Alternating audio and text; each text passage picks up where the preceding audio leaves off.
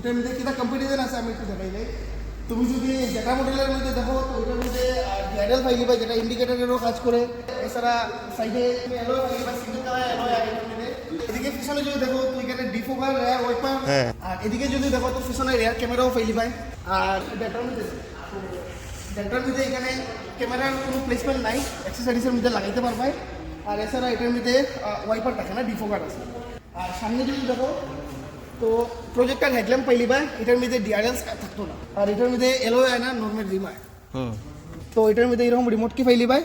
আর এটার মধ্যে আমরেস্ট থাকতো না, একটু আমরেস্টের প্লেসমেন্টটা দেখাই দিই। এটার মধ্যে আমরেস্ট থাকতো না, তখন একবার আমি যেটা দেখাইলে কি কি আছে। এরকম রিমোট কি ফাইলি পায়।